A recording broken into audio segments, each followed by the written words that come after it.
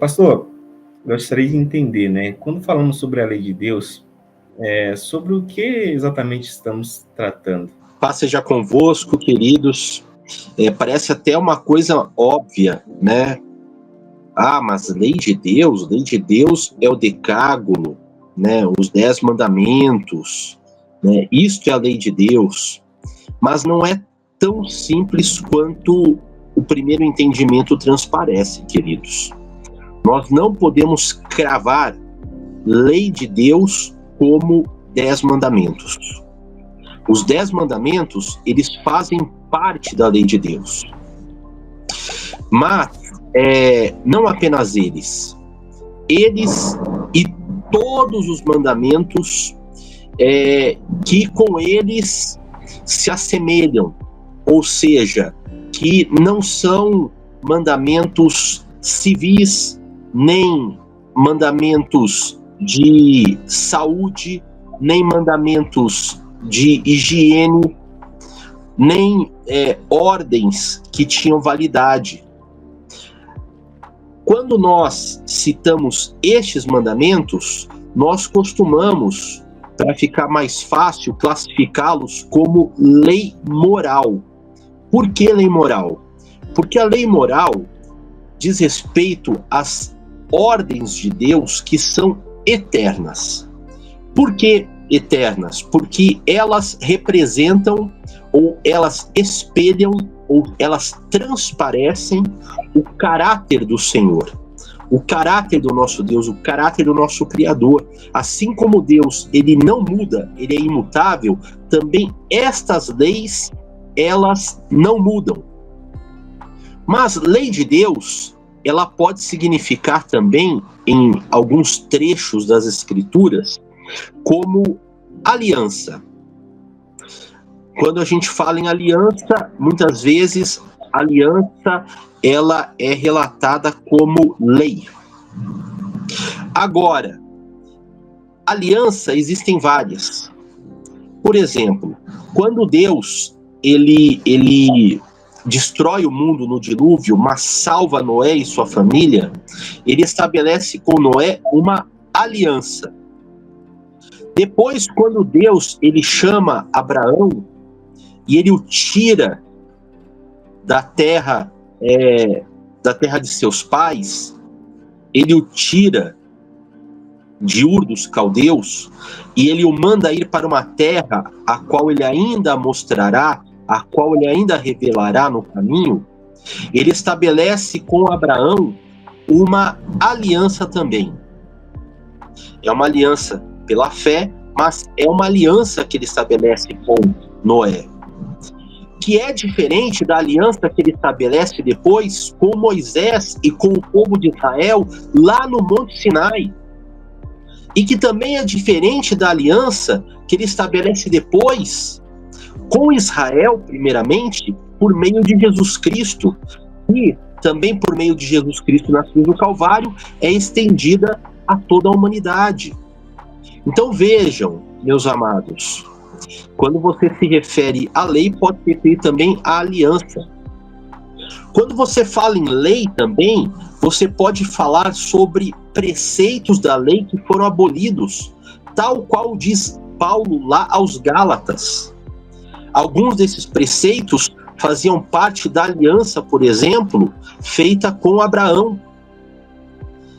Vou dar um exemplo bem claro. A lei da circuncisão, ela foi abolida, mas ela originalmente é da aliança com Abraão. Existem outras leis que são ordenanças, segundo o apóstolo Paulo lá em Gálatas, que elas perderam o seu valor. Por quê? Porque elas foram cumpridas por Cristo na cruz do Calvário. Elas eram sacrifícios e ordenanças que apontavam, ou seja, eram provisórios, porque elas apontavam para o sacrifício definitivo de Jesus na cruz do Calvário. Quando Jesus fez o sacrifício definitivo, não era mais necessário que se fizesse sacrifício todos os anos. Por isso, esta perdeu a sua razão de ser. Quando você fala em lei e profetas, você também pode se referir a toda a escritura do chamado Antigo Testamento, né? Por exemplo, lá nos Evangelhos é dito que a lei e os profetas até João. É isso que está no texto original. E algumas versões da Bíblia vão dizer a lei e os profetas duraram até João, o que é completamente equivocado. Não existe a palavra duraram. Muito mais provavelmente, a palavra a ser colocada ali é profetizaram. A lei e os profetas profetizaram até João. Mas em que sentido? Que elas traziam profecias que anunciavam a vinda de Jesus. Desde então, é anunciado profeticamente o reino de Deus. Por isso ele diz, né, que a lei e os profetas profetizaram, apontaram até João. Quando vem João, então começa a ser anunciado o reino de Deus, né, por meio da vinda do Messias, do Salvador. Então, se você fala em lei nesse sentido, você não se refere a leis específicas, nem a alianças, mas você se refere aos escritos bíblicos, a escritura hebraica, os escritos de Gênesis até Malaquias. Então vejam como é complexa a questão.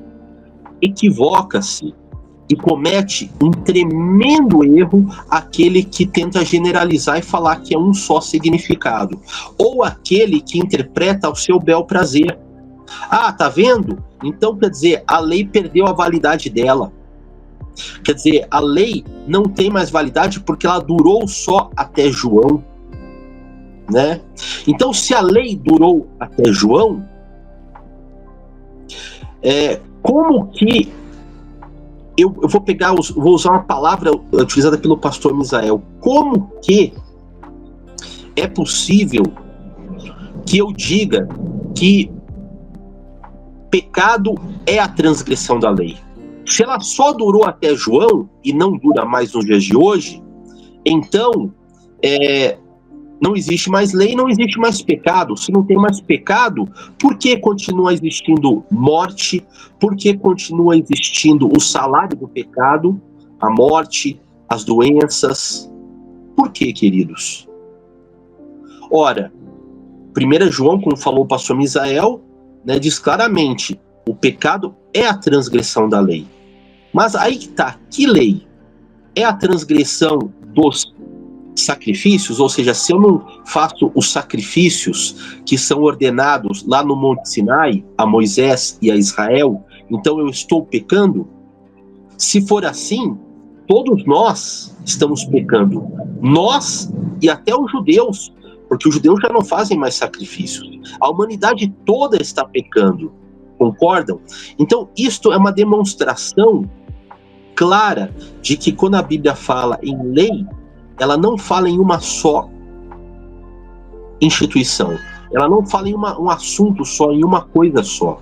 Quando você fala em lei, ela pode ter vários significados. É o contexto, a passagem bíblica que vai nos demonstrar. De outra forma, Paulo poderia ser considerado uma pessoa um pouco louca, podemos dizer dessa forma, porque Paulo ele fala numa altura, olha, a lei é santa, justa e boa. Em outra carta, ele já vai dizer que é maldito aquele que cumpre os preceitos da lei. Ué, a lei é santa, justa e boa ou a lei é uma maldição? Depende do que nós estamos falando. Se nós estamos falando sobre os sacrifícios que perderam a sua validade porque Cristo fez o sacrifício maior, e se estão fazendo sacrifícios porque não creem em Cristo, isso é maldição para eles. Porque ninguém pode vir ao Pai senão por meio do Filho. Ou seja, se você está fazendo sacrifícios e Cristo já fez o sacrifício e você não crê nele, isso é maldição. Mas, se você não obedece os mandamentos de Deus, você não percebe que a lei é santa, justa e boa, que ela é a nossa regra de fé, que ela é o nosso parâmetro pelo qual Deus há de julgar todas as coisas, aí você perde todo o seu referencial. Porque como que você pode dizer que algo é certo ou errado? Como que você pode dizer que algo está correto ou que algo é mal ou é bom? Não é subjetivo, não é porque eu quero que seja. Quem vai me dizer é Deus. E se Deus não me disser por meio da sua lei, como eu vou saber o que é certo e o que é errado? Então vejam, queridos, não há interpretações divergentes. Na verdade, o que existe é falta de entendimento. Por isso, lá em Oséias, Deus diz: o meu povo, ele se perde por falta de conhecimento, né? Nós temos que entender que, quando falamos de lei, nós podemos falar sobre várias coisas. E temos que entender pelo Espírito Santo ao que o texto em razão se refere.